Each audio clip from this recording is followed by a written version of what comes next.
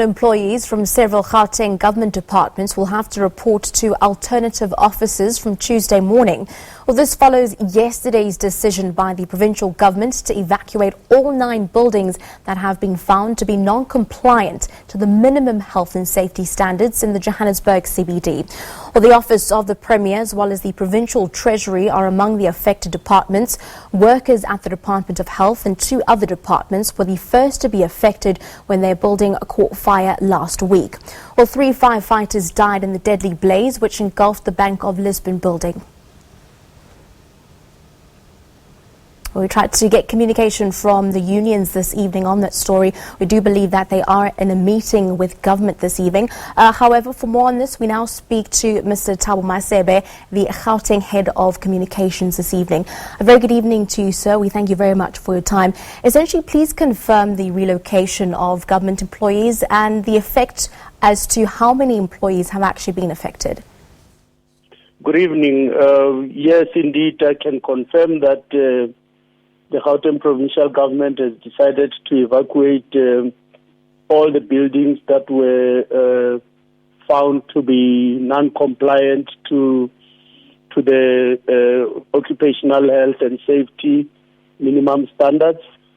We are doing this because we are concerned about the safety of our employees as well as the safety of the public that visit all these facilities. So we have decided that based on the report that we received on the 27th of August, we are now going to urgently initiate or implement steps or measures that would ensure that all the departments do comply with the occupational health and safety standards. Now, where are these employees going to be moved to come Tuesday? And if there were vacant buildings that were on standby and were available, why were these employees not moved sooner? No, this is a temporary arrangement to ensure that we're able to effect the necessary measures and to address the defects that were identified in the report. So it's not like there were buildings that were sitting in reserve. So every department on Friday, we met with all heads of departments, especially those departments that are affected by this report. And we have then requested them to ensure that they do have plans to accommodate the officials in other places, in places that are safer. And indeed, this morning, all those departments held meetings, staff meetings, where they discussed their plans.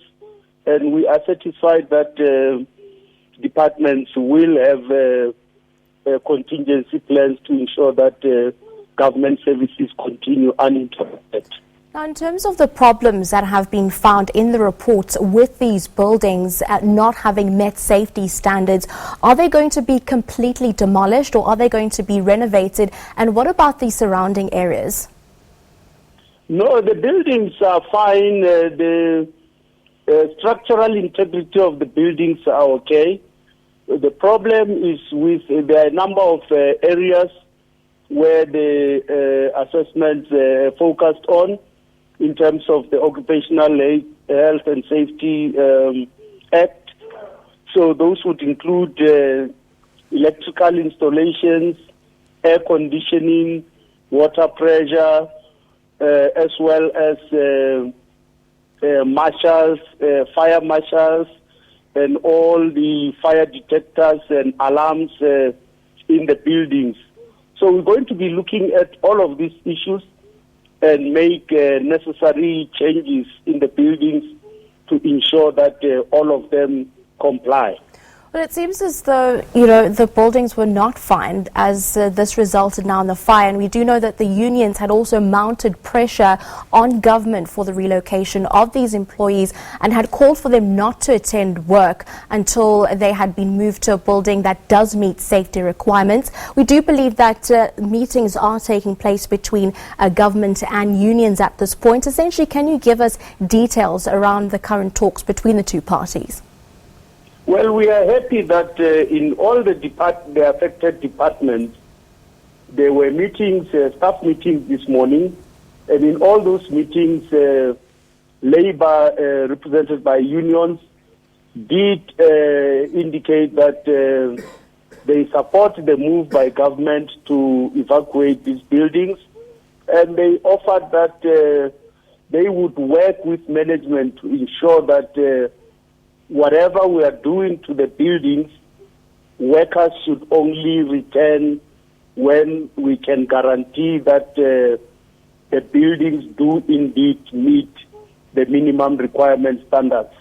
Thank you very much. We also had a meeting with the Department of Labor where we requested that at the time when we finish the urgent work that we are doing in those affected buildings, we would invite the Department of Labor to come and do inspections so that we have an independent report that would tell us the conditions of the buildings.